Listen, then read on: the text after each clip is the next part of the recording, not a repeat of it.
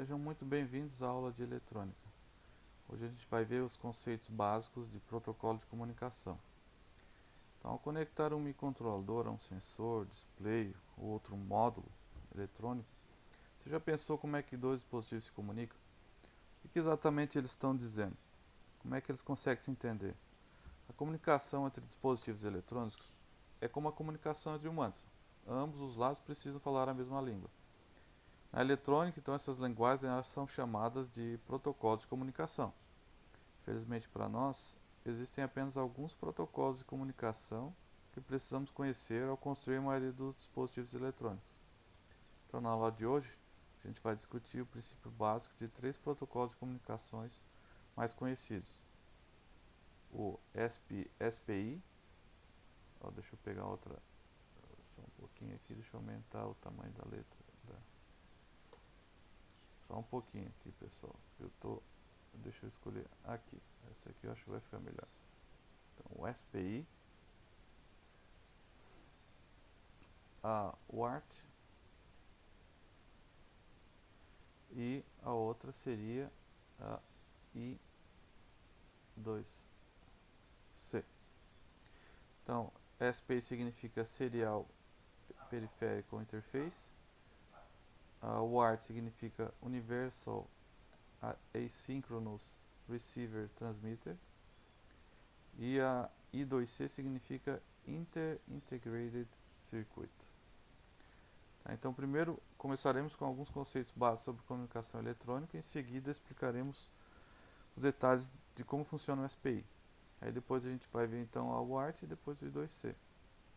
O SPI, a I2C e a WART eles são um pouco mais lentos que protocolos como o USB, Internet, Bluetooth e Wi-Fi, mas são muito simples e usam menos recursos de hardware nos sistemas.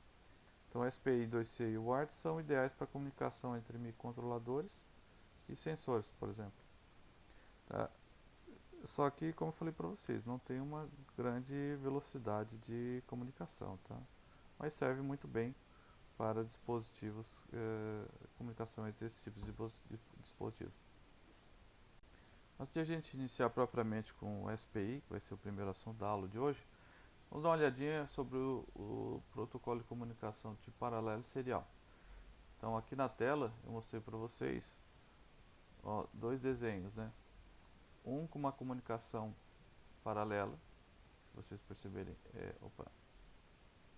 é esse aqui, esse aqui é o paralelo. E o que está ali embaixo é o serial, né? Quais as principais diferenças dos dois? Veja que primeiro o paralelo, no caso de 8 bits, eles são transferidos todos ao mesmo tempo, todos os bits. Eles podem ter ou não um clock, né, que seria o que vai controlar, por exemplo, quando que vai ocorrer essa transferência de dados. Tá? E veja que todos os dados são transferidos ao mesmo tempo, isto é, então eu preciso de apenas um clock para fazer essa transferência de 8 bits. Só que eu preciso também de uma quantidade muito maior de fios. Né? Por exemplo, se eu tenho 8 bits, eu preciso de no mínimo 8 fios. E mais o clock, se for síncrono. O tipo serial, ele utiliza apenas um fio, como vocês estão observando aqui. Só que ele precisa de um clock para fazer a transferência síncrona. Ou, nesse tipo aqui ele não funciona ele não funciona assíncrono, né? Esse aqui é só síncrono para fazer a transferência de dados, porque ele precisa desse sincronismo entre esses dois dispositivos, que normalmente a gente chama de master e escravo, tá? Para fazer essa transferência de forma correta, né? Porque veja, como eu tenho 8 bits, né, eu preciso então de uma quantidade de ciclos corretas para fazer essa transferência, tá? E na velocidade sincronizada entre os dois dispositivos. Tá? Então, essas são as principais características dos dispositivos paralelos e seriais.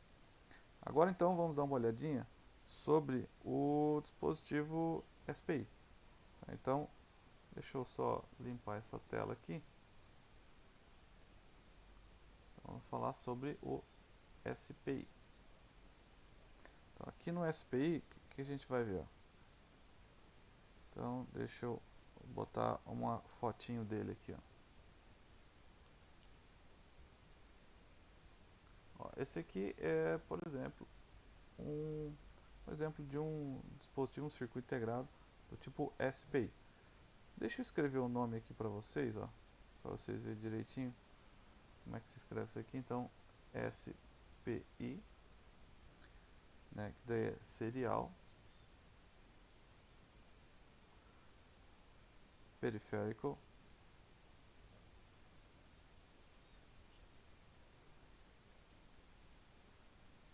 não, é peripheral interface,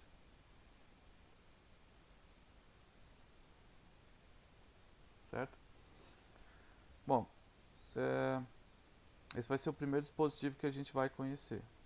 Então, nós temos aqui o SPI, então é um protocolo de comunicação comum, usado por muitos dispositivos diferentes.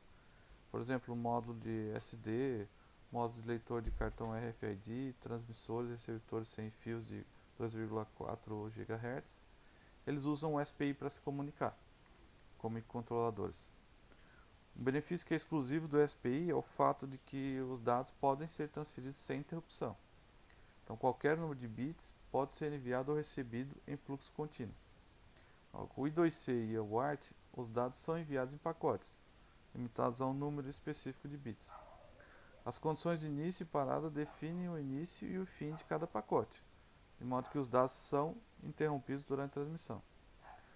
Os dispositivos que se comunicam via SPI estão em uma relação do tipo que eu falei anteriormente, né, de mestre e escravo.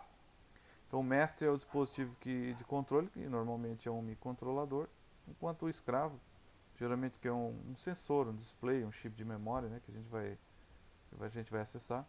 Então, elas recebem a instrução do mestre, né, que seria, no caso, o microcontrolador. A configuração mais básica, então, do protocolo de comunicação do SPI é um único mestre e um único escravo. Mas um mestre também ele pode ter mais escravos para controlar, tá?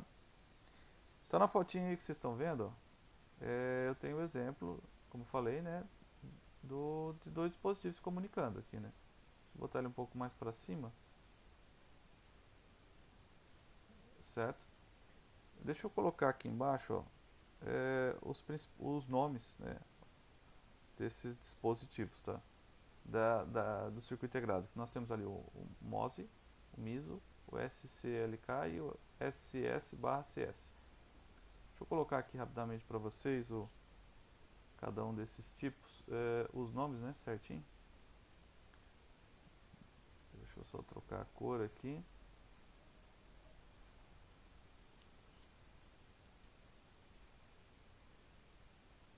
Ver se eu consigo colocar rapidamente aqui para vocês.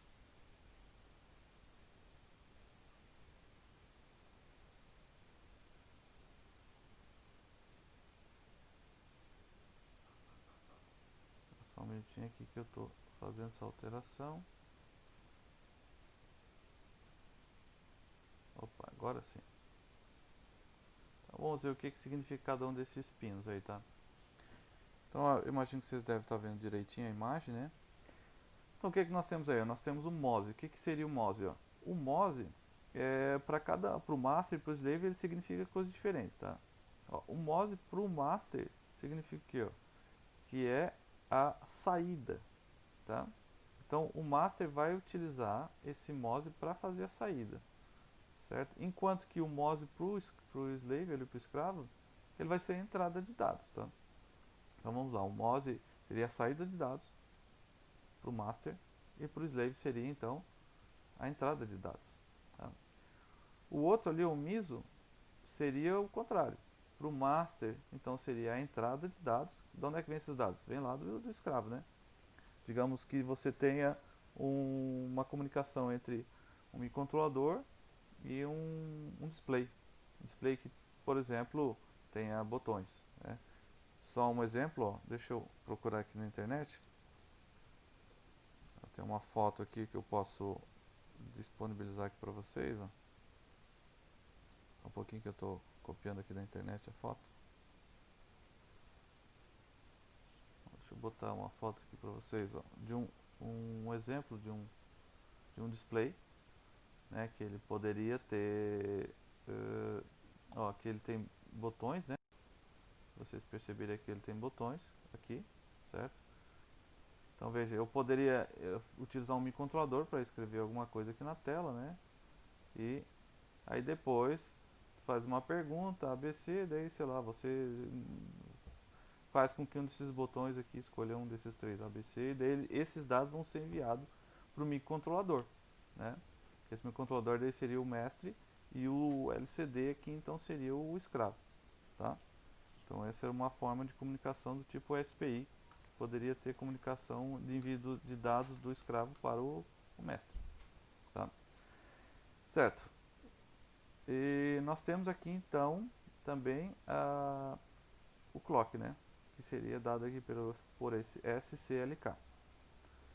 Tá? O clock ele vai definir então em que momento que eu vou fazer essa transmissão de dados. Veja que esse aqui é serial, né? Ele está apresentado aqui, eu acabei de mostrar aqui para vocês, ele é serial, tá? Então ela segue aquela linha que a gente mostrou anteriormente, né? Que é aquela comunicação serial, tá? Seria essa aqui. Opa, ficou feio aqui, né? A gente já vai ver direitinho como é que se faz essa transmissão de dados, tá? Ó, esse chip, esse SS/CS é o Slave Select e o Chip Select, tá? Então esse aqui é uma linha para o mestre selecionar qual escravo que ele vai enviar os dados. Tá?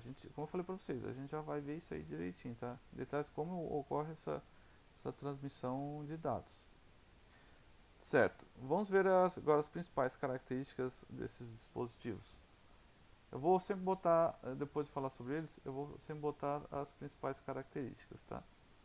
Vamos botar aqui uma tabela com as principais características. Então deixa eu só abrir uma lousa nova aqui.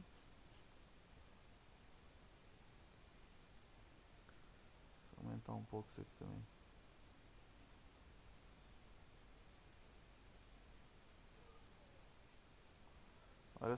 Olha só, esse aqui então são as principais características do SPI.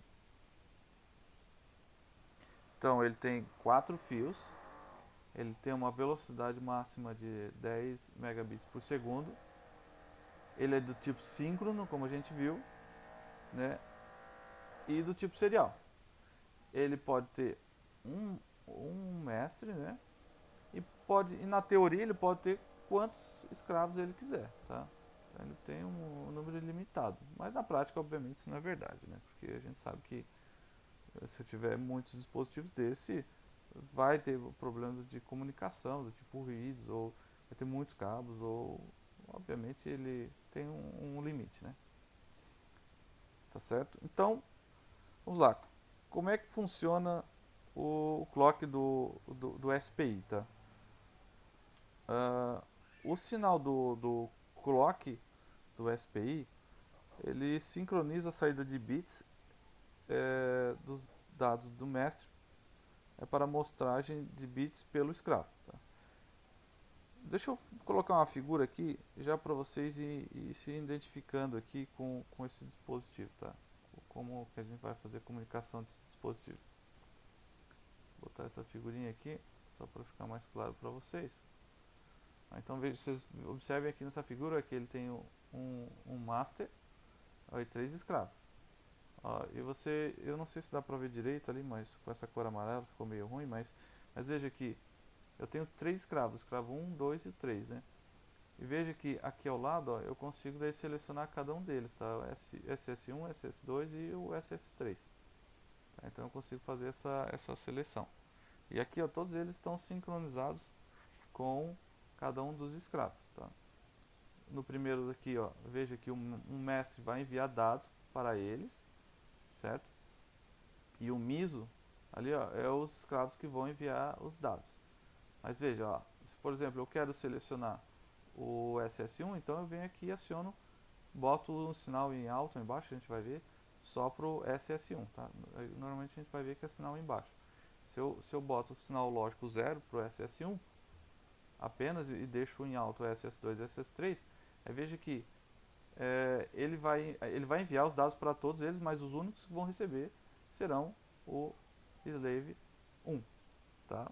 Então é assim que eu seleciono cada um deles, certo? Então vamos continuar aqui, ó. Tá, nós estávamos falando sobre o clock, né? Então, o sinal de clock sincroniza a saída de bits dos dados do mestre para a amostragem de bits pelo escravo. Então, um bit de dados ele é transferido de cada ciclo de clock, de modo que a velocidade da transferência de dados é determinada pelo sinal do clock. Então, a gente viu isso. Ó, ele tem até uma velocidade de 10 megabits por segundo, né? Isso é controlado pelo clock. A comunicação SPI é sempre iniciada pelo mestre, já que o mestre configura que configura o sinal do clock, né? Então, qualquer protocolo de comunicação onde os dispositivos compartilham o sinal de clock é conhecido como síncrono. Tá? Então, o SPI é um protocolo de comunicação síncrono. Existem também métodos assíncronos que não usam sinal de clock. Por exemplo, a gente vai ver a seguir a UART, né? A UART ela não usa sinal de clock, então ela é assíncrona. Tá? E ambos os lados devem ser configurados então com a taxa de transmissão pré-configurada na UART, né? E daí vai ter uma velocidade e tempo de transmissão de dados, tá? Nessa UART. Que daí é no modo assíncrono. Né? Então o sinal do clock do SPI ele pode ser modificado usando as propriedades de polaridade e fase desse clock. Tá? Essas duas propriedades funcionam juntas para definir quantos bits são produzidos e quantos serão mostrados.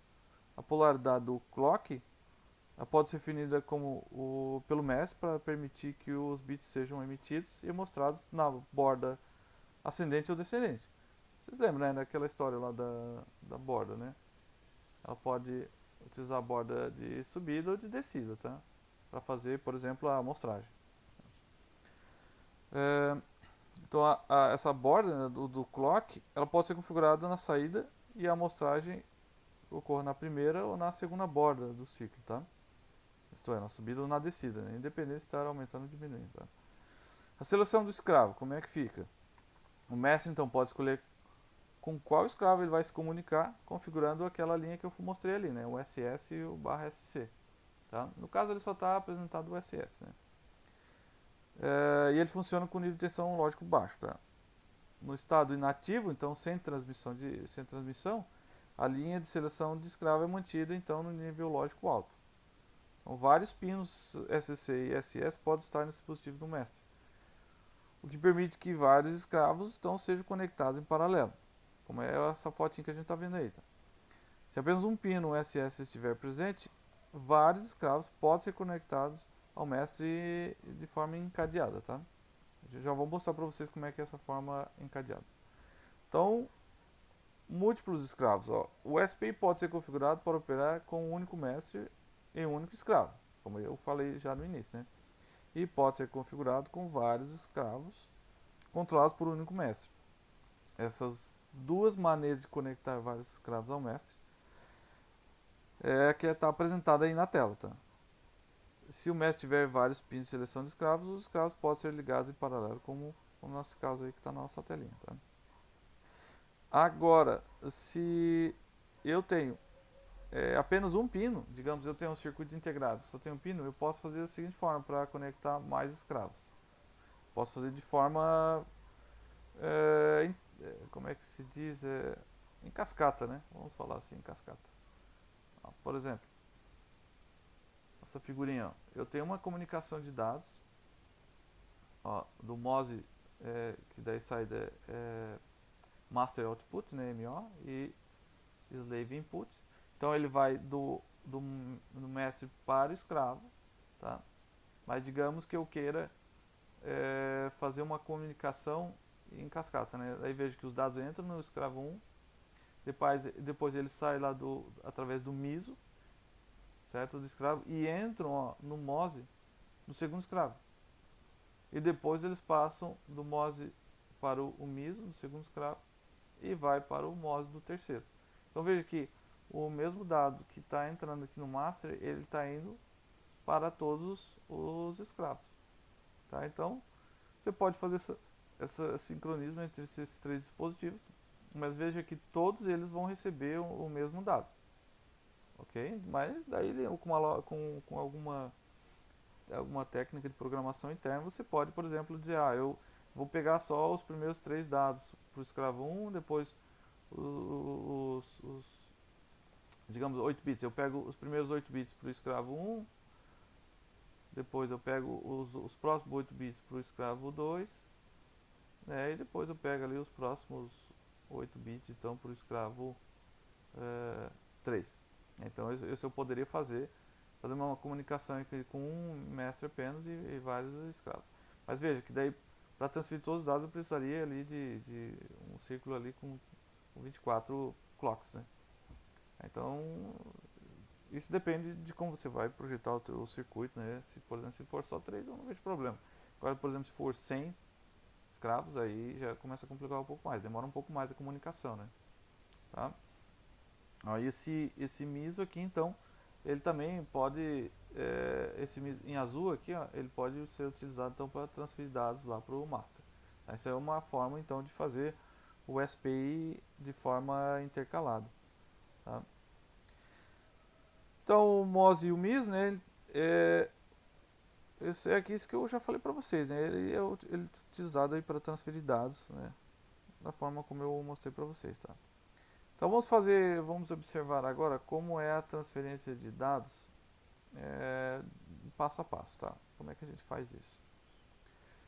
Então a primeira coisa, o mestre então ele envia o sinal de clock, tá? Então vamos colocar aqui na tela. Ó, então o mestre vai lá e envia o sinal de clock, como vocês estão observando aí, né?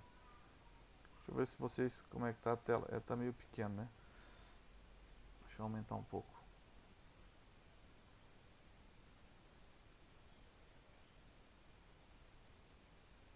Acho que agora deve estar melhor, né? Tá, então nós temos aí a primeira coisa, né? Que é, ó, esse é o primeiro passo, então vamos botar aqui o passo 1, né? Tá, 1. Então a primeira coisa ele começa a enviar o clock, sinal de clock.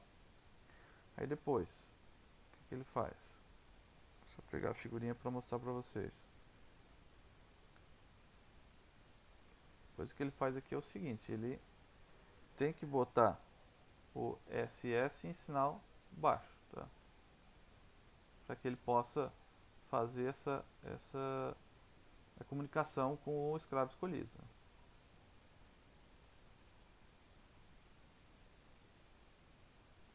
Então ele faz ali, ó, ele vai lá e faz bota o sinal SS, como vocês estão vendo aqui, ó, embaixo, tá?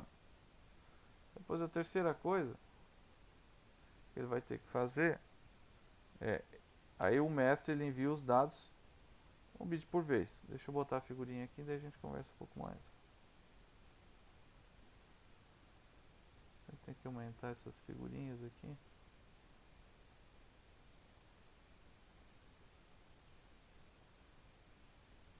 Então aqui o que ele faz, ó, se vocês observarem ali, ó, depois que ele botou o sinal embaixo, ele pode começar a transferir os dados, né? Porque daí o master, o slave vai começar a receber os dados. E veja que aqui ele está com borda de descida, né? Parece que é subida, mas na verdade a primeira entrada do sinal é aqui, né? Tá? É aqui nesse ponto. Não sei se vocês conseguem ver o meu mouse aqui. Então ele começa aqui, ó, por exemplo, aqui é a primeira borda de subida, né? Depois ele desce, né? Então na borda de descida, ó, ele pega o primeiro bit, que vai ser transferido pelo MSB, né? Que é o bit mais significativo primeiro, tá? E veja que o sinal tem que estar embaixo do SS/CS, tá? Ele vai ali, sei lá, transfere 8 bits, depende de como você vai programar isso, né? Tá? E depois, o que ele faz, ó? Ó, se uma resposta for necessária, o escravo daí retorna os bits, um bit por vez, né, para o mestre ao longo do caminho do MISO. Então, como eu vou mostrar aqui, ó. Então ele vem aqui e deixa eu mostrar essa figurinha melhor para vocês.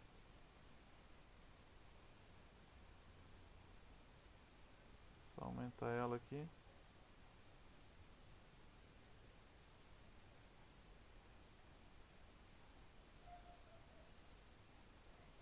Acho que você já consegue ver, né? Então esse aqui é o quarto passo, ó. Ele faz o que? Ele vem aqui e Ele vem aqui, quarto passo. E ó, digamos que eu quero transferir dados então aqui do escravo, né? Então o que ele faz? Ele mantém ainda o SS embaixo, né, como vocês estão vendo aqui. E depois ele começa ali, né, com o clock, com o mesmo clock, né? Ele começa a transferir daí os dados, né? Só que daí ele sempre transfere para o menos significativo primeiro, tá? Então, como vocês estão vendo ali, ele então com borda de descida também ele começa a transferir os dados, tá? Daí vai passa, devolve os dados lá pro mestre, tá? Devolve não, na verdade os dados que o escravo vai transferir, tá? Então, esse é o tipo de comunicação do tipo SPI, tá? A gente, claro, a gente está vendo só os conceitos básicos, tá? Tem muito mais detalhes na hora que você for montar esse dispositivo na prática. Normalmente, o que você tem que fazer? Você tem que pegar lá o datasheet de um fabricante, né, de circuito integrado e ver como é que ele faz essa comunicação. Se, por exemplo, no Arduino ou outro dispositivo que você compra, tem vários dispositivos prontos, né, que você vai numa loja ali e compra, tá? Ele tem um próprio manual e daí você dá uma olhadinha como é que se faz essa configuração, tá? Então vamos para as vantagens e desvantagens do SPI, tá? Então existem algumas vantagens e desvantagens em se utilizar o SPI. Se puder escolher entre diferentes protocolos de comunicação, você deve saber exatamente, né, o que você está procurando, tá? Então, como vantagens, eu vou botar aqui na tela, vou deixar escrito aqui as vantagens e desvantagens, tá? Então, vamos usar aqui um artifício que eu tenho aqui nesse software, que é, vamos escrever todas as vantagens e desvantagens.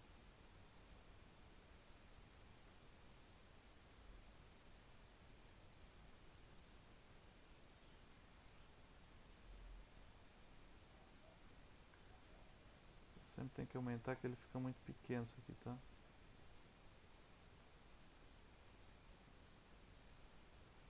Eu espero só um minutinho para vocês, para aumentar aqui.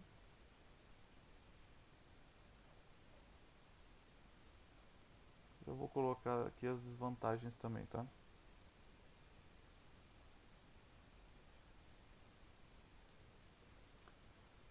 Então, deixa eu botar mais um aqui.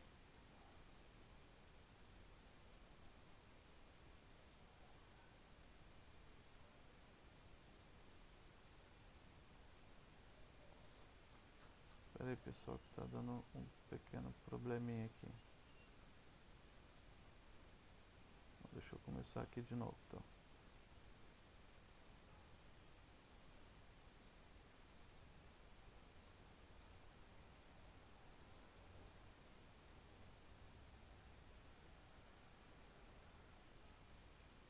Só um minuto, agora vamos aumentar.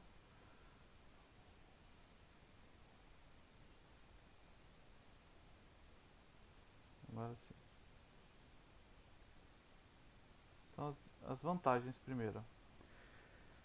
Então, 100 bits de início e parada, né? Então a gente vai ver que a UART ela precisa dizer, ó, comecei a transmitir, parei de transmitir. Esse aqui já não precisa, né?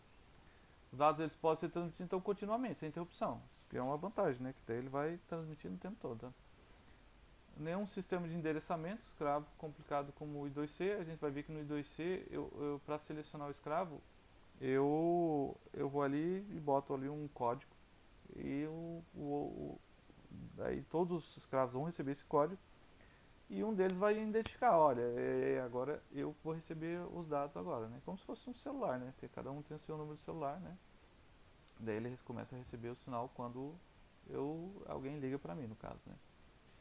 Então a taxa de transferência de dados mais alta do que o I2C, é quase 2 vezes mais rápido, né? Por quê? Porque ele fica o tempo todo transmitindo.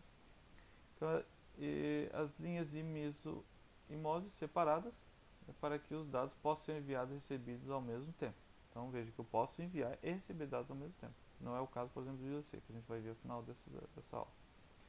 As desvantagens, então, ele utiliza 4 fios. Veja que o I2C e o WART eles utilizam apenas 2 fios para transferir os dados. Nenhuma confirmação de que os dados foram recebidos com sucesso. Isso é uma desvantagem, porque o I2C, por exemplo, ele tem isso, né? Ele verifica os dados e fala, foi tudo recebido com sucesso. Isso impede de ter erro de comunicação. Então, nenhuma forma de verificação de erros, como de paridade, na UART, ela tem isso, tá? Ela faz uma verificação, vê se os dados foram transmitidos de forma correta e permite apenas um único mestre, né? Já não é o caso de outros tipos de comunicação. Certo? Então, sobre a comunicação do tipo SPI, seria isso, tá? Então, agora a gente vai partir para a comunicação do tipo UART. Bom, vamos partir então agora para os conceitos básicos da comunicação do tipo UART, tá? Ó, o que é a comunicação UART? Essa aqui, vocês talvez não conheçam a comunicação UART, mas vocês devem se lembrar dos cabos da UART, tá? Ó, quem é que não lembra desse cabo aqui, ó? Esse cabo era para fazer conexão, por exemplo, sei lá, com uma impressora e um computador. Vocês verifiquem que esses cabos são bem conhecidos, né? Veja que ele precisa de vários fios, né? Isso porque a gente vai ver que a comunicação, inicialmente ela é feita de forma paralela, como está aqui na entrada, o barramento é paralelo, tá? Então, veja que eu tenho 8 bits paralelos nos dois circuitos. E depois eu tenho os cabos, tá? Mas em si os cabos de transmissão, eles utilizam apenas um, tá? Para transmitir e o outro para receber, como a gente vai ver, tá? Então, aqueles cabos que a gente viu ali, eles literalmente eles precisavam ser parafusados no seu computador, né? Ó, se vocês verificarem aqui, eles tinham que ser literalmente parafusados, né? Hoje diferentes, por exemplo, com a comunicação do tipo USB, que não precisa, é só fazer a conexão rapidamente, né? Então, ó, você encontrará essas UARTs ainda em muitos dispositivos, tá? Eletrônicos, apesar de ele ser meio antigo, ele ainda é muito bom, tá? Tem muitos projetos que tem módulos, por exemplo, de GPS, módulos Bluetooth, módulos de leitor de cartão RFID, do Raspberry Pi, do Arduino e outros microcontroladores, tá? Tu ainda encontra bastante, tá? Então, a UART, ela significa que ela é o Universal Asynchronous Receiver Transmitter.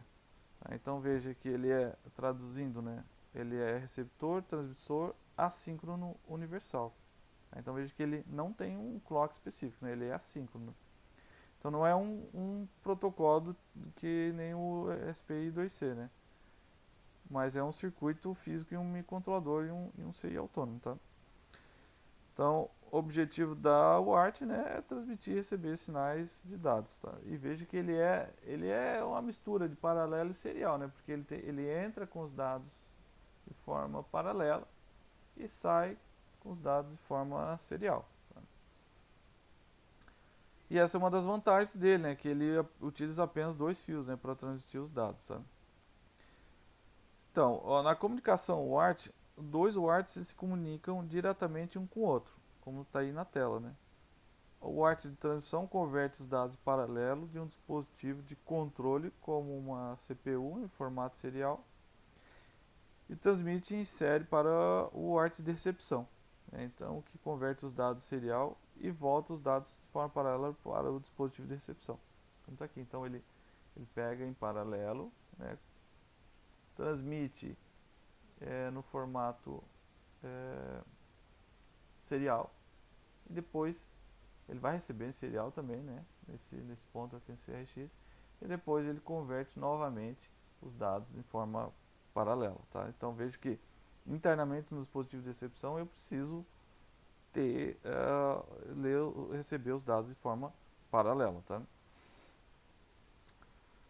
Certo. Vamos ver o que mais aqui. Então os UARTs eles transmitem dados de forma assíncrona, como eu comentei, o que significa que não há um sinal de clock, né? Tá. Em vez de um sinal de clock, o UART de transmissão ele adiciona bits de início e fim do pacote de dados que está sendo transferido. Esses bits definem o início e o fim do pacote de dados para que o UART receptor saiba quando começar a ler os bits. Quando o UART receptor detecta um bit de início, então ele começa a ler os bits de entrada e uma frequência específica, conhecida como taxa de transmissão. Então, a taxa de transmissão é uma medida de velocidade de transferência de dados expressas em bits por segundo, bps.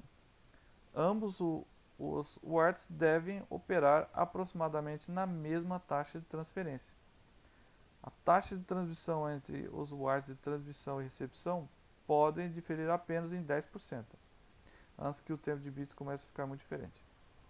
Então, ambos os UARTs também devem ser configurados para transmitir e receber a mesma estrutura de pacote de dados.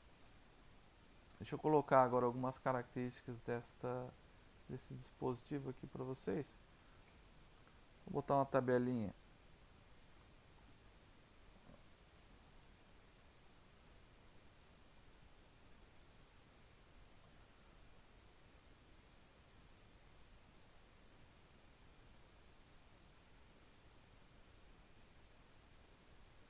Então, vamos dar uma olhada agora nas características da comunicação do tipo UART. Tá? Para transmissão e recepção ele usa apenas dois fios, né? Um para transmitir e outro para receber.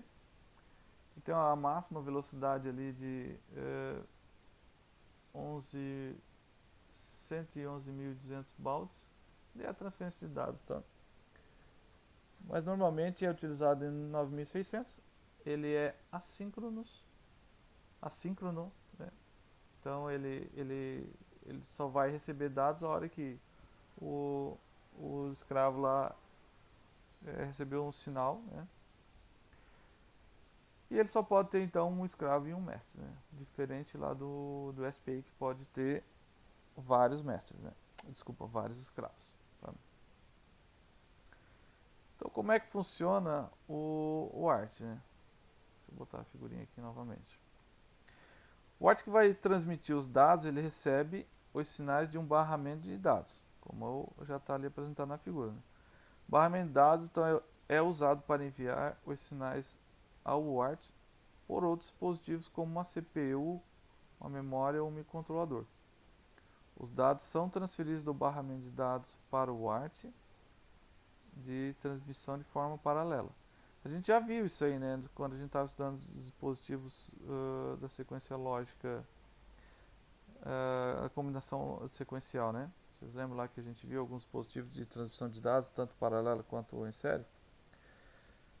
Tá? Então, depois que o UART de transmissão obter os dados paralelo do barramento de dados, ele adiciona um bit de início e um bit de paridade e um bit de parada, criando o pacote de dados. Em seguida, o pacote de dados é enviado em série, bit a bit, no pino TX, né? No nosso caso ali o pino TX é o pino 3. Tá? O UART receptor lê o pacote de dados bit a bit em seu pino do tipo RX, que no nosso caso ali o RX do UART do receptor é o bit 5. Tá? O UART receptor então converte os dados de volta à forma paralela e remove o bit de início, né? Que lembra que eu falei para vocês, ele tem um bit de início, né? Então ele vai ali, tira o bit de início e dali para frente os dados, tá? Na verdade ele tem um bit de início e de paridade, que daí são, ou seja, eu já vou mostrar para vocês o que é o bit de paridade, tá? E também tem um bit de parada, né? Tá? Então deixa eu mostrar aqui para vocês o pacote de dados. Tá? Vou colocar aqui na tela, vai ficar mais fácil de vocês entenderem.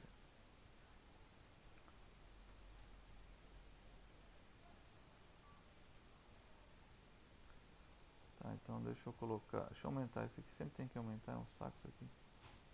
Ó, tá aqui. Então veja como é que são os dados do UART. Ele tem um bit de start, né, que é o bit onde o escravo vai perceber, ele vai começar a enviar dados. Então quando ele envia esse bit aqui, o que vai começar a acontecer? O escravo vai perceber, vai começar a enviar dados. Aí depois então ele tem a quantidade de dados que ele vai enviar. Ambos, escravo e mestre, tem que ser configurado para receber esse pacote aqui, tá? Que é um bit de entrada. Depois, por exemplo, ele pode transmitir lá 8 bits ali de 5 a 9, né? Mas digamos que seja 8 bits. Depois ele vai entender que tem o bit de paridade, tá? E o bit de parada. Então, esse tipo de coisa tem que ser programado em ambos os dispositivos, tá? Para quem tem a HP, eu me lembro que quando eu estava fazendo a engenharia, a graduação, né? A gente tinha que programar isso na HP se quisesse, por exemplo, transferir dados de uma HP para outra. Porque essas HPs mais modernas não tem isso, mas aquelas HPs mais antigas, deixa eu ver se eu acho aqui a HP que eu utilizava. Acho que era 39, alguma coisa assim. A gente fazia transmissão de dados via a WART. Aí eu me lembro que tinha que programar, tá? Tinha que fazer uma programaçãozinha de transmissão de dados via WART. Deixa eu só ver se eu consigo aqui. Deixa eu ver se eu consigo achar aqui e mostrar aqui para vocês. A HP mais antiga.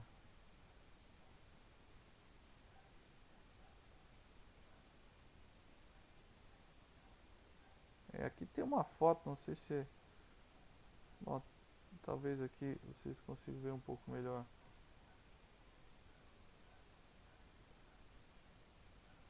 Ó, aí, ó, deixa eu só aumentar novamente essa figurinha para vocês. Ó, aí talvez vocês consigam ver, ó. Tá vendo? Ali nós tínhamos que programar uma UART, tá?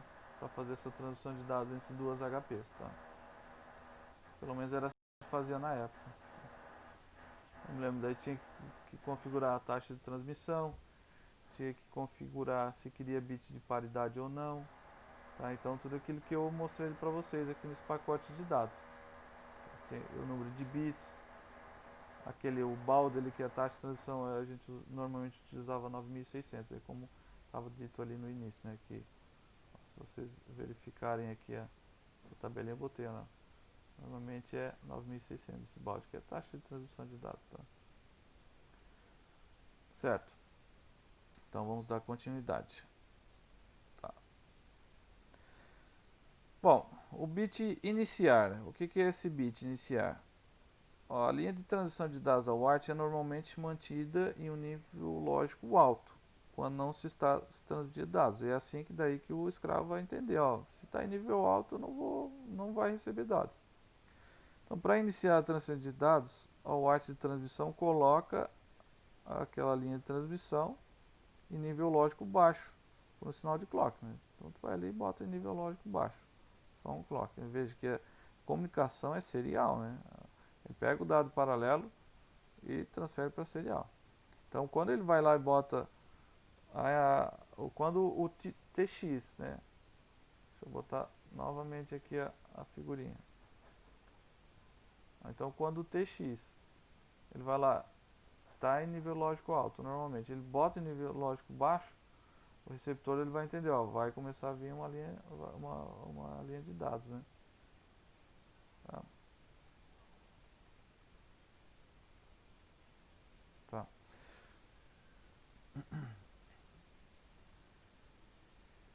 Tá, então, quando o ART receptor detecta o sinal nível lógico baixo, ele começa a ler os bits no quadro de dados na frequência de taxa de transmissão que foi ajustado, né? Então, o quadro de dados contém os dados reais que estão sendo transferidos, que esse é esse data frame aqui, tá? Então, ele pode ser de 5 ou 8 bits, e se um bit de paridade for utilizado. Se um bit de paridade for usado, o quadro de dados pode ter até 9 bits de comprimento. Na maioria dos casos, os dados são enviados com o bit menos significativo primeiro, tá? O que é esse bit de paridade, então? A paridade descreve a uniformidade ou imparcialidade de um número. O bit de paridade é uma forma de o ART receptor saber se algum dado foi alterado durante a transmissão.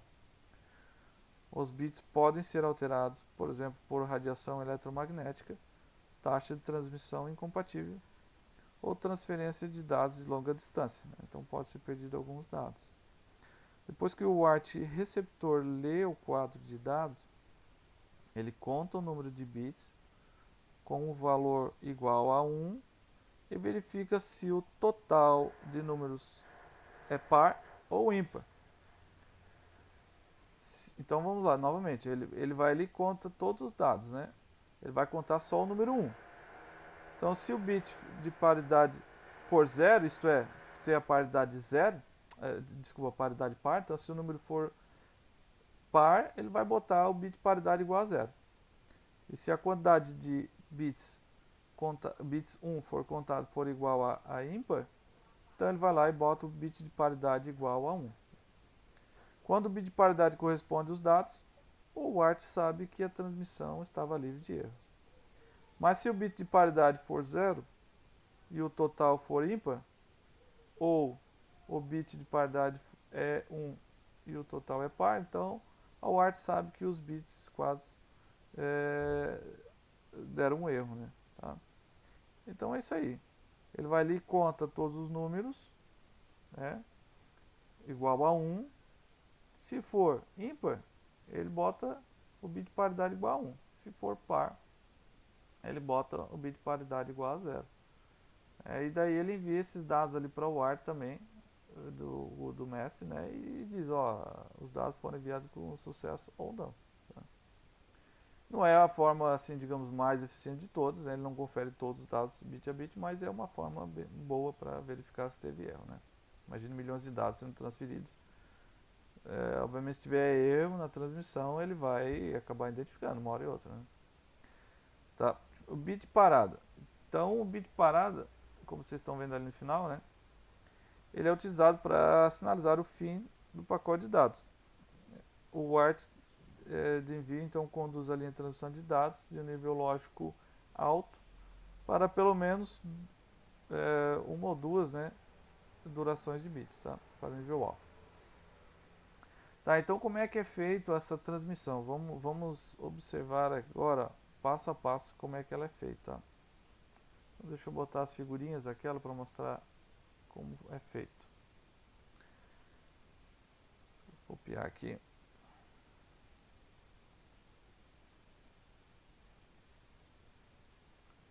Essa aqui é a nossa primeira figurinha, esse é o nosso primeiro passo.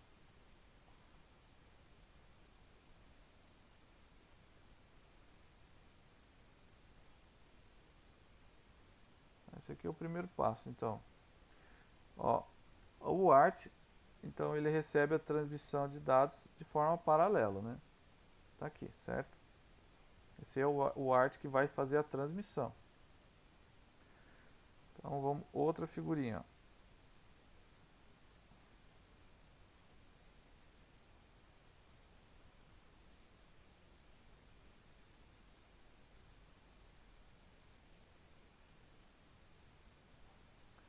Ó, depois, então, o WART adiciona o bit de início, o bit de paridade e o bit de parada, tá? Então, esse aqui, por exemplo, ó, olha só os dados aqui na figurinha, está bem descrito, né? Ó, ele pega os dados que você está recebendo, o barramento, né? Coloca ali, ó. Então, ele adiciona daí um bit de start, que ó, tá vendo que ele bota em 0, né? Então, quando é o primeiro bit que vai ser enviado. Aí quando coloca em 0 significa, ó, vai começar a enviar dados. Porque até então fica, se o RX do WART escravo recebe sinal 1, sempre 1, ele é um contínuo, né? Significa então que ele não vai receber dados nenhum. A partir do momento que ele recebe o número 0, ó, ele vai começar a receber os dados. E daí, por exemplo, são 8 bits, esse desenho aqui, né? Isso já tem que ser configurado antes, tá? E depois, então, lá no final ele adiciona também o bit de paridade, que daí o que ele vai fazer? Ele vai somar ali todos os pontos, né? Ele vai botar o bit de paridade. E depois, ao final, ele bota um nível lógico alto, né? Pelo menos ali um bit em alto, né? Normalmente eu creio que seja 2, tá? Nível alto. Depois, então, os dados são transferidos. Deixa eu mostrar a figurinha aqui, ele transferindo os dados. Só um pouquinho, deixa eu apagar essa imagem aqui. Opa, deixa eu... Agora sim.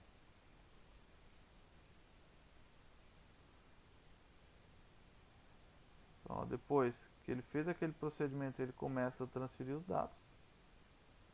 Tá? Veja, ó, o bit de paridade, desculpa, o bit de início primeiro, que é esse bit aqui, ó. Opa. Então eles têm esse bit 0, quando ele bota o bit 0, o receptor começa a receber. Aí depois temos ali 1, 2, 3, 4, 5, 6, 7, 8. Ó, aí vamos contar quantos número 1 tem, quantos bit 1 tem. 1 bit 1, 2 bit 1, 3 bit 1, 4 bit 1. Então o número de paridade, né, deu um número par. Então ele bota a paridade igual a 0. Tá? E para finalizar, então ele bota o bit igual a 1, tá, para mostrar que a transmissão foi encerrada. Então é assim que é feita a transmissão do tipo ART. Como eu falei, pode ser 1 ou 2 bits aqui, tá? Daí depende. Aqui no exemplo só tem um bit de encerramento de comunicação de dados, tá? E daí depois ele vai receber dali para frente o número 1 sempre, né? Aí depois, ó, vamos ver o que acontece com o recebimento lá da UART, tá? Quando a UART for receber. Deixa eu colocar aqui essa outra figurinha.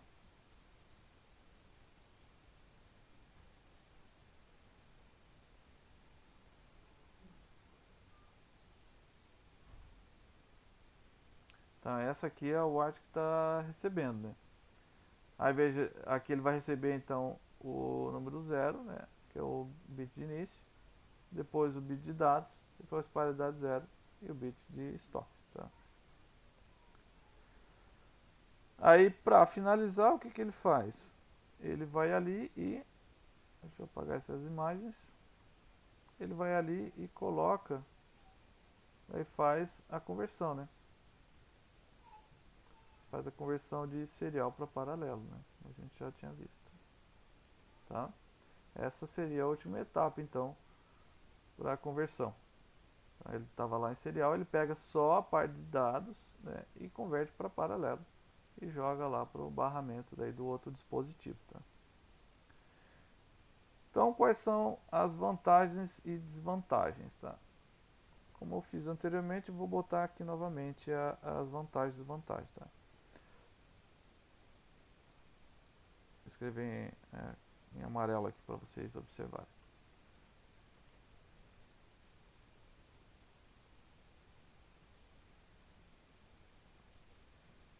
Só um minutinho, tá? A gente vai ler junto aqui.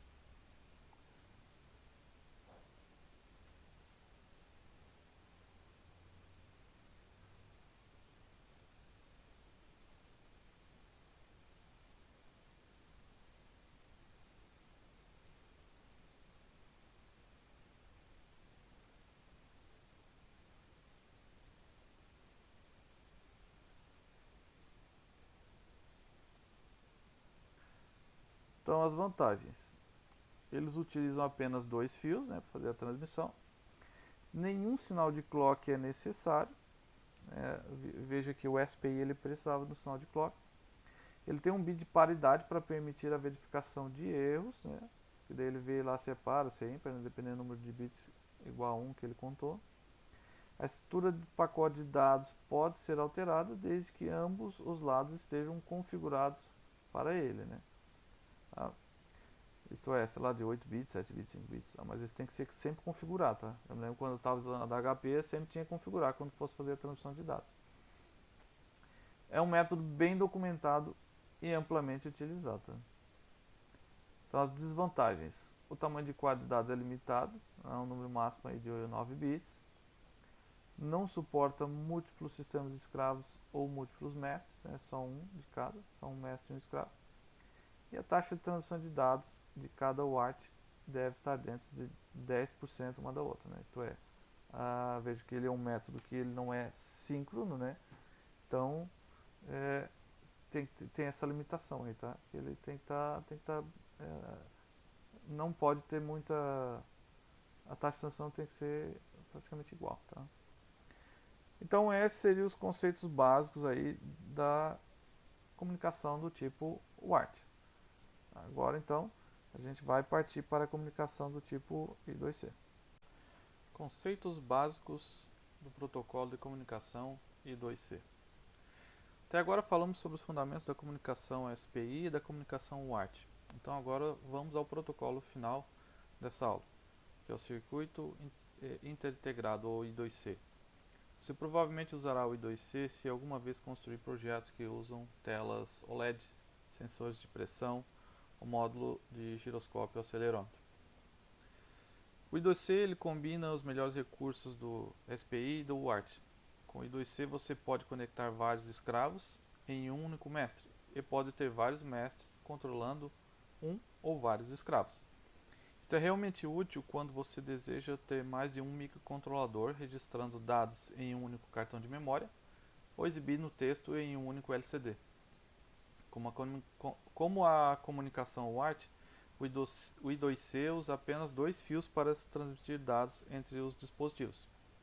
O SDA, que é o Serial Data, que daí é a linha para o mestre e os escravos enviam e recebem os dados, e o SCL, Serial Clock, que é a linha que transporta o sinal do clock. Certo? Então veja que tanto o master quanto o slave eles recebem e transmitem dados numa única linha, que é o SDA. E o clock então fica o LCL. O I2C é um protocolo de comunicação serial, então os dados são transferidos bit a bit ao longo de um único fio, pela linha SDA. Então, como o SPI, o I2C é síncrono, de modo que a saída de bits é sincronizada com a amostragem de bit por um sinal de clock compartilhado entre o mestre e o escravo. O sinal do clock é sempre controlado pelo mestre. Vamos dar uma olhada agora nas características desse dispositivo. Não é aqui, é outro, esse aqui. Ó. Então ele utiliza dois fios, a máxima velocidade de 100 kbps. Lembra que o primeiro que a gente viu, que era o SPI, iria até 10 megabps, né? Certo? Ele é síncrono, serial, o número de masters ou de mestres, né, é ilimitado e o número de slaves é até 1008. Veja então que ele junta as duas características do UART e as características do UART e do SPI. Então, como é que funciona o I2C? Então, com o I2C os dados são transferidos em mensagens. Lembra que do UART a gente tinha é como se fosse uma mensagem também, só que tinha o bit de sinal de início, o 8 bits, e tinha a gente pode botar a imagem aqui novamente, ó. Deixa eu ver aqui a imagem. Tá aqui, né? Esse aqui era da UART, né? Então, tinha o bit de start, o bit dos dados, o bit de paridade e o bit de parada. Esse outro a gente vai ter, ele é um pouquinho diferente, tá? Então ele tem uma mensagem, ele é bem maior a mensagem, né? Ele tem também um bit de start, ele tem os dados em si, e depois outras características que a gente vai ver agora, tá? Cada mensagem então possui um quadro de endereço, que contém o endereço binário do escravo, em um ou mais quadros de dados que contêm os dados sendo transmitidos. A mensagem também inclui condições de início, parada, bits de leitura, gravação e o bit ACK/NACK entre cada quadro de dados. Ok, então vamos dar uma analisada em cada um desses itens aqui. Ó. Então nós temos o bit de start, que é só para fazer o início, né, da comunicação. Nós temos a condição inicial, que seria esse bit de start. Né? Então a linha, eu vou ler com vocês aqui, a linha SDA muda de um nível alto, a de alta tensão aqui está errado, né? Seria o nível lógico alto, né? Para o nível lógico baixo, antes que a linha SCL mude para alta, de alta para baixo. Então veja, ele está em alta, como era lá no SPI, depois quando baixa o valor, aí nós temos o início então da transmissão de dados. Então nós temos aqui também a condição de parada, que é o stop, esse último aqui, né? Tá. Então, condição de parada, a linha SDA muda de um nível de baixa tensão para um nível de alta tensão, nível lógico alto, né? Depois que a linha SCL muda para alto. Tá? Então verifiquem ó, que ele trabalha com a linha SDA e SL, que é o clock, o SL, né? Tá? Então vamos lá, novamente, para iniciar, a linha SDA troca de nível alto para nível lógico baixo antes que a linha mude de alta para baixo. Tá? A condição de parada, então a linha SDA muda de nível baixo para alto depois que a linha SL muda de baixo para alto. Tá? Então quando tem essas condições, o que acontece é que ali no início ele começa a ler e depois no final ele para. Né? Certo?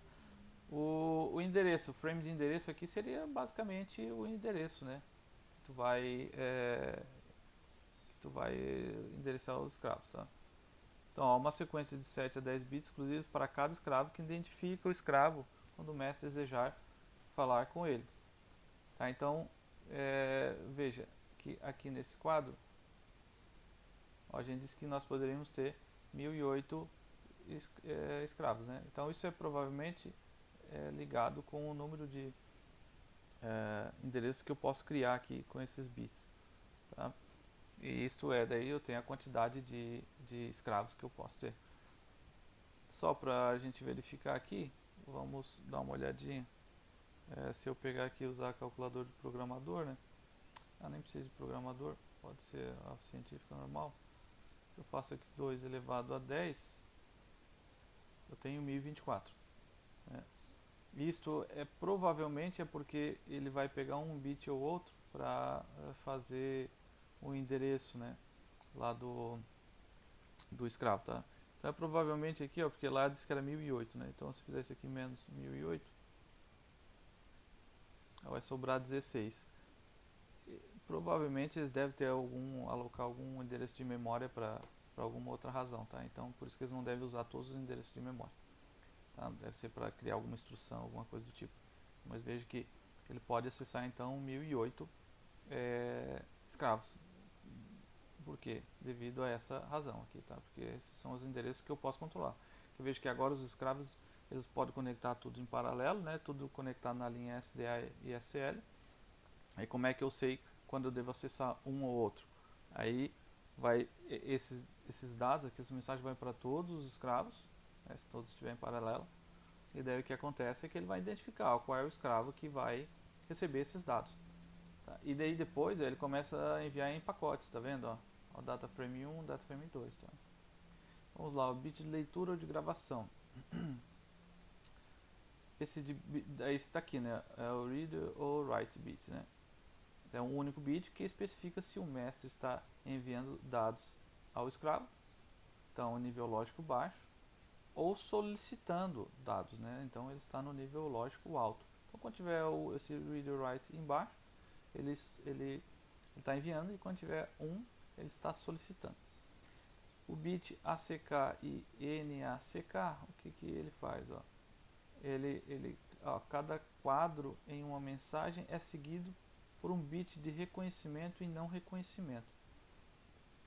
Se um quadro de endereço ou quadro de dados for recebido com sucesso, um bit ACK é retornado ao remetente do dispositivo receptor. Então vocês podem perceber aqui, tem um ACK e NCK. Então ele vai lá e envia os dados, né? Quando o receptor recebe os dados, então ele retorna um bit lá. Ok, o que mais? Tá, vamos dar continuidade aqui então.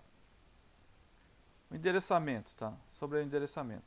O I2C não tem linhas de seleção de escravos como SPI. Então ele precisa de outra maneira de permitir que os escravos saibam que os dados estão sendo enviados a ele, e não a outro escravo. Ele faz isso endereçando. O quadro de endereço é sempre o primeiro quadro após o bit de início de uma nova mensagem, como eu apresentei na tela para vocês. O mestre envia o endereço do escravo, com o qual se deseja se comunicar para cada escravo conectado a ele. Cada escravo então compara o endereço enviado ao mestre ou ao seu próprio endereço. Se o endereço corresponder, ele verá um bit ACK de baixa tensão de volta ao mestre. Se o bit não corresponder, o escravo não faz nada e a linha SDA permanece em nível lógico alto. Mais alguns detalhes sobre o bit ler e escrever, que é o read e write. O quadro de endereço possui um único bit ao final que informa ao escravo se o mestre deseja gravar dados nele ou receber os dados. Se o mestre deseja enviar dados ao escravo, o bit de leitura e gravação é um nível de baixa tensão. Se o mestre está solicitando os dados do escravo, o bit é um nível lógico alto. Quadro de dados. Vamos ver um pouquinho mais sobre o quadro de dados. Depois que o mestre detecta o bit ACK do escravo, o primeiro quadro de dados está pronto para ser enviado. O quadro de dados sempre tem 8 bits de comprimento e é enviado com o bit mais significativo primeiro. Cada quadro de dados é seguido imediatamente por um bit ACK/NCK, né? Que é aquele conhece ou não conhece, né? Para verificar se o quadro foi recebido com êxito. O bit ACK deve ser recebido pelo mestre ou pelo escravo, dependendo de quem está enviando os dados, antes que o próximo quadro de dados possa ser enviado. Depois que todos os quadros de dados forem enviados, o mestre pode enviar uma condição de parada para o escravo interromper a transmissão. A condição de parada é uma transição de tensão nível lógico baixo para alto na linha SDA, após uma transmissão de baixa para alta na linha SCL, com a linha SCL permanecendo em alta. A gente discutiu tudo isso aqui, né? Tá nessas características aqui, tá? Por exemplo, condição inicial e condição de parada, tá? Então vamos ver agora como é que funciona as etapas de transmissão dos dados do I2C. Vamos aos passos então para ocorrer a comunicação do protocolo I2C. Então o primeiro passo seria o que? Seria o mestre envia a condição inicial para cada escravo conectado, alternando a linha SDA de um nível lógico alto para um nível lógico baixo, antes de a linha SCL, que é o clock, né, alternar de alto para baixo. Então veja, vocês têm que observar que a entrada de dados, você tem que se colocar aqui nesse ponto, né? Então veja, os dados estão vindo desse ponto para cá. Então veja, ó, se eu observar nesse aspecto que eu acabei de comentar, ó, o primeiro dado que chega, ó, aqui está em 1 e depois o próximo dado é o 0, tá? Então a gente sempre tem o costume de ler da esquerda para a direita, é que tem que ser da direita para a esquerda, tá? Então veja que o SDA aqui nesse caso está em alto e ele foi para baixo, né? Então é como se fosse uma borda de descida, né? Antes do SCL ficar embaixo. Então quando eu tenho esse formato aqui, ó, que seria o que, ó, eu estou em alto, né? Tá sempre em alto quando não está transmitindo dados, o SDA. Aí se eu baixar para 0, nível lógico 0, antes da borda de descida aqui do SCL, ó, ele vai entender isso como um início de transmissão de dados. Tá? Então eu sempre baixo o SDA antes do SCL ocorrer. E isso vai ser daí para todos os escravos, né? Para todos eles. Porque todos eles têm que entender que está chegando a transmissão de dados. Aí no passo 2, o que é feito? Ó? Deixa eu apagar tudo isso aqui. No passo 2. No passo 2 é o seguinte. Só para relembrar vocês, ó, né, observando aqui a mensagem. Então já foi dada a condição de início, então todos eles agora vão fazer aqui. Agora eles vão verificar o endereço dos bits. Agora vamos verificar qual escravo que vai receber ou receber ou enviar dados, que é o passo 2. Então a primeira coisa que a gente observa, ó, eu falei que quando o RW, que é o read write, for 0, significa que o mestre vai enviar dados. Então se vocês verificarem aqui, ó, todos eles estão em 0. Esse aqui é o que está indo, é o que está saindo do mestre para lá. Então o mestre quer escrever no escravo. Tá? Então, isso a gente já sabe. Então ele quer escrever. Mas veja, novamente, ó, os dados começam da direita para a esquerda. Tá? Eu só antecipei aqui que o mestre quer escrever e não receber dados. Daí o que nós temos aqui? Ó? Ele vai entrar agora com uma sequência de dados, né, para escolher quem? Para escolher o escravo. Qual escravo que vai receber. Veja que o primeiro bit aqui, ó, ele é sempre o MSB. Tá? Então é o MSB, é o mais significativo. Então se vocês forem ver, esse primeiro bit seria equivalente a esse aqui, né? É esse primeiro bit, tá? Ó, daí a gente já vê que o primeiro bit já não coincide com esse aqui, então esse aqui ele já não dá. Então só pode ser esse aqui ou esse ou o último, o primeiro ou o terceiro. Aí vem o próximo bit, que é 1. Aí beleza, aqui confirmou, aqui também. Aí o terceiro bit é 0, né? Esse aqui o terceiro bit é 0. Ó, aí 0 aqui já é 1, né? Esse bit, o terceiro bit aqui já é 1, então esse aqui já foi também. Então esse aqui se mantém. Bom, no final das contas, se vocês compararem aqui a sequência de bits, ela vai de trás para frente vai ser igual a essa aqui, né? Porque o meu MSB é esse aqui, né? Veja que a transdução de bits começa pelo MSB e vai até o LSB, tá? Esse aqui é o LSB, né? No caso que é o menos significativo, né? Tá? Então, ele vai escolher esse cara aqui, ó. Esse, o slave 3, é o que ele vai começar a transmissão de dados. Então, vamos observar, ó. O que nós temos aqui, ó. Deixa eu pegar lá aquela sequência de novo. Onde é que ela foi parar? Tá aqui. Então, ó, já fizemos o início, né, condição de start, condição de início. Já encontramos o escravo, né, esses dois aqui já foram. E agora a gente viu que ele vai enviar dados, né, e agora a gente vai verificar, vamos fazer o envio dos dados mesmo, né? Tá.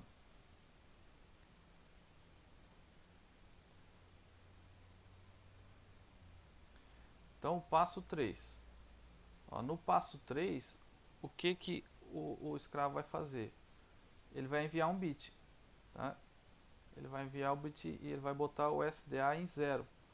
O que isso significa? Significa que, olha, beleza, eu vou começar a receber os valores. Porque veja que aqui, ó, na sequência, ó, ele ainda tem um espaço aqui, que está em branco aqui é o que está recebendo o mestre, né? O ACK, o NCK, bit, ele botou em 0. Aí quando ele bota em 0, a cada quadro em uma mensagem seguida por um bit de reconhecimento ou não reconhecimento. Se um quadro de endereço ou quadro de dados for recebido com sucesso, um bit ACK é retornado ao remetente, tá, do dispositivo do receptor. Então o receptor ele vai enviar um bit quando ele receber um sinal de que foi acionado, né? E no caso, por exemplo, quando esse slave 3 aqui, ó, verificou que o endereço dele coincide com o endereço que está sendo requerido, ele vai fazer o que? Ele vai pegar e vai jogar um sinal em SDA, né? Verifique, é sempre na mesma sincronizado, né? Tem aqui o clock, vai ser sempre sincronizado. O próximo bit vai ser esse aqui. Aí o master vai reconhecer, né, que olha, não, beleza, o slave 3 ele verificou ali que o endereço está correto e eu vou começar agora a enviar os dados para ele. Que daí se a gente for verificar a sequência agora é o envio de dados, né? Aqui, ó, o primeiro frame, né? O primeiro 8 bits. Certo? Então, vamos lá. Depois, o que ele faz? O quarto passo. No quarto passo, ele vai de fato enviar os dados. Se vocês verificar, ó, o SDA para o slave 1, 2, eles ficam em alta. Na verdade, não é que de fato eles vão ficar em alta, né? Porque está todo mundo conectado pelo mesmo SDA, né? Só para mostrar que ele não vai receber, tá? Os dados, o receptor não vai receber, mas de fato esses três dados estão sendo enviados para os três, mas eles não vão receber. O único que vai receber é o slave 3. Sempre começando então pelo MSB e indo até o LSB. Tá? Bom, então vamos para o próximo passo. Ó, o próximo passo, então, só seguindo aquela linha, né? Deixa eu encontrar ela aqui novamente. Ó, então, o próximo passo seria o que? Terminou de enviar os dados, aí tem que ter o bit de reconhecimento. Se enviou, se recebeu ou não. Então, seria... Deixa eu botar aqui.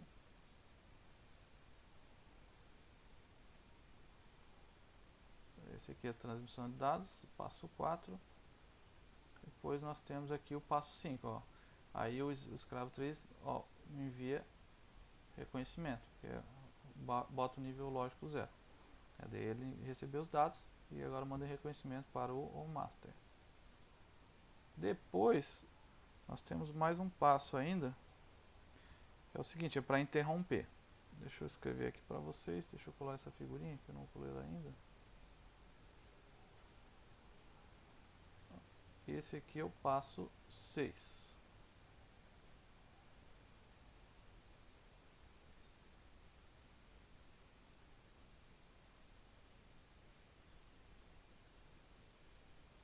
Tá. Então o passo 6 é o que? É o para interromper os dados, né? Isto é, para fazer aquela condição de parada. Tá? Na condição de parada, então o que nós tínhamos? Ó? A linha SDA, ela vai mudar de um nível lógico de baixa tensão para um nível lógico de alta tensão. Então, se vocês verificarem aqui embaixo, sempre da direita para a esquerda, né? Ela estava em baixa, daí ela subiu. Né? E isso tem que ocorrer, né, depois que a linha SCL muda de baixo para alto. Tá? Então, verifique. Ó.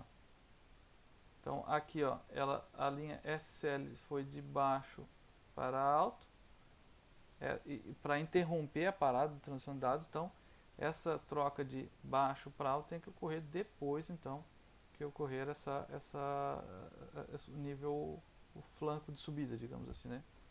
Tá? Daí você reconhece que o sistema foi parar de fazer a transmissão. Tá? Agora a gente vai ver o que? A gente vai ver a transmissão com um único mestre e múltiplos escravos. Tá? Deixa eu pegar aqui uma figurinha e colocar para vocês, para a gente mostrar isso.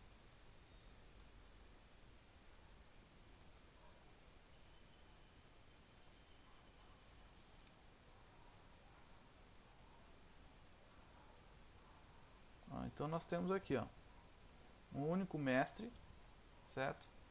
E 3 escravos. Né?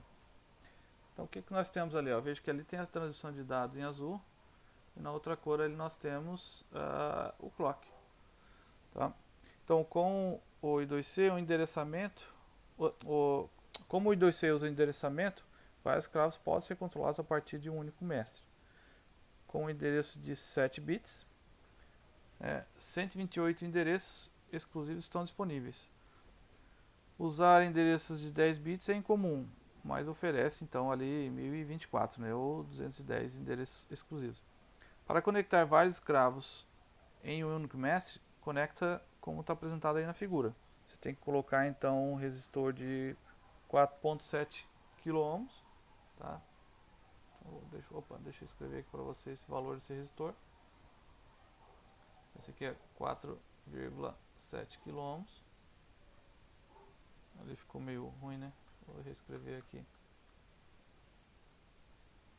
4,7 kΩ. Conectando então entre a linha SDA e SL ao VCC, tá? Como está desenhado aí na figura, né? Agora para múltiplos escravos, tá? múltiplos escravos e múltiplos mestres. Então, vou colocar outra figurinha. Basicamente é a mesma coisa, tá? Então vamos mostrar aqui para vocês.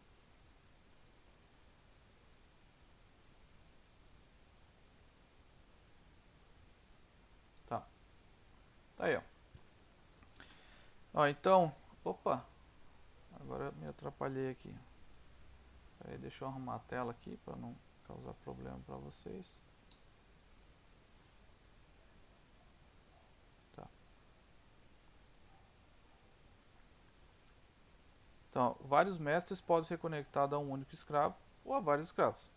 O problema com vários mestres no mesmo sistema surge quando dois mestres tentam enviar ou receber os dados ao mesmo tempo pela linha SDA. Para resolver esse problema, cada mestre precisa detectar se a linha SDA está baixa ou alta antes de transmitir uma mensagem. É que vocês viram, né? Que se a linha estiver alta, não tem ninguém transmitindo dados. Se a linha estiver baixa, quer dizer que alguém está transmitindo, tá? Então, se a linha SDA estiver baixa, significa que outro mestre tem controle do barramento e o mestre deve esperar para enviar a mensagem. Se a linha SDA estiver alta, é seguro transmitir a mensagem. Então, da mesma forma que anteriormente, você pode conectar ali, então, fazer essas conexões ali com resistor de 4,7 kΩ. Deixa eu botar aqui para vocês, então, opa, sempre acontece isso. 4,7 kΩ esses resistores. Tá. Agora vamos para as vantagens e desvantagens. Deixa eu fazer como eu sempre faço, né? Botar o quadrinho aqui com as... Eu peço que aguardem um pouquinho, que eu vou agora colocar as vantagens e desvantagens.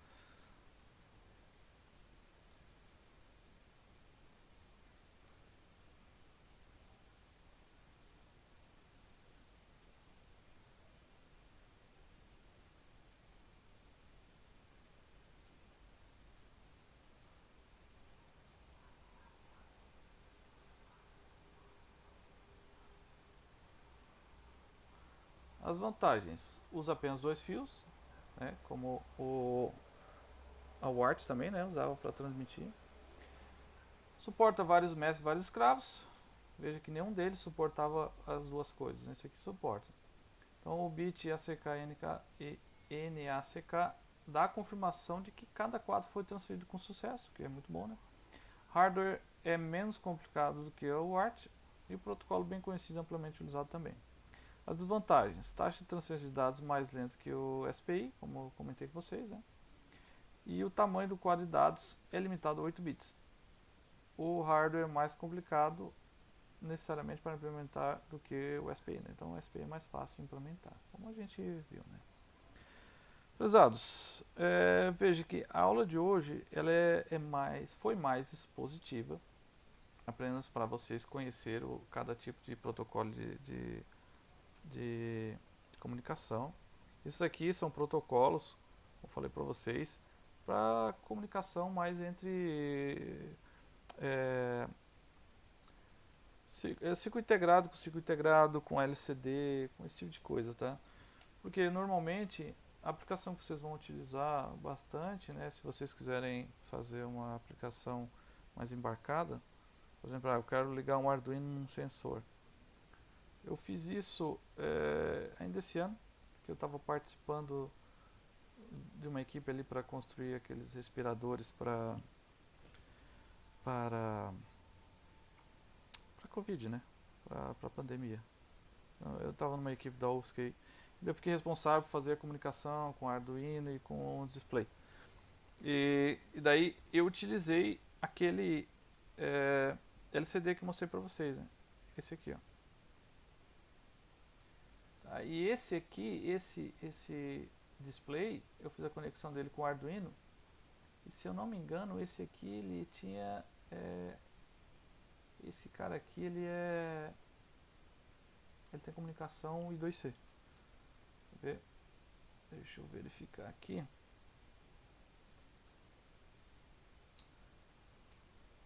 Vamos só pegar esse. Eu vou ver se eu consigo encontrar ele rapidamente aqui, tá? Não, não é esse aqui não. Vou botar aqui LCD. LCD. Essas coisas feitas na China, às vezes é meio difícil encontrar informação, tá?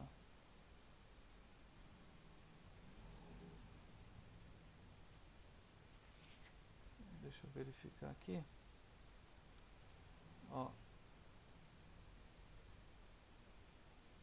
Vamos ver se ele fala qual é o tipo de conexão. Aqui deve estar o datasheet dele.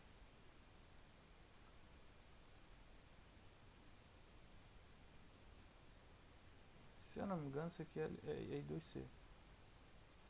Deixa eu ver se eu consigo encontrar I2C. Não. O SPI, será? Aqui não está falando tipo de conexão.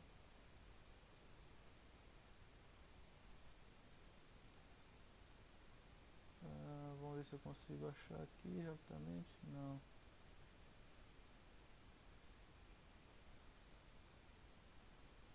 Mas eu me lembro que um desses dispositivos eu utilizei a I2C, tá? Aí como é que você utiliza? Eles dão direitinho o protocolo, como é que você tem que fazer para transmitir os dados e tudo mais, tá? Mas eles sempre falam aqui, ó, por exemplo, aqui tem, ó, se você quiser que ele leia, aí bote o bit 0, o bit 1, tá? Para ler é o bit 1 naquela pinagem ali, tá? Ó, aqui são os pinos de dados e tudo mais, sabe? Então, assim, você vai ter que pegar na prática o datasheet, tá? E verificar como que você vai fazer a transmissão de dados, por exemplo, entre um microcontrolador e no caso ali o Arduino seria o microcontrolador e o LCD ali seria o dispositivo, né? O escravo que está recebendo os dados. Tá? Então, essa é a minha recomendação. Eu só mostrei aqui para vocês quais os principais tipos, mas de fato quando você for implementar, você vai ter que seguir direitinho ali o que o manual recomenda, tá? A gente finaliza essa aula. Eu não vou deixar exercício para essa aula, tá? Porque essa aula é mais expositiva, né? Daí não ficaria legal eu cobrar isso de vocês em teste, tá? Então a gente encerra a aula por aqui. Agradeço a presença virtual a todos e a gente se vê em breve.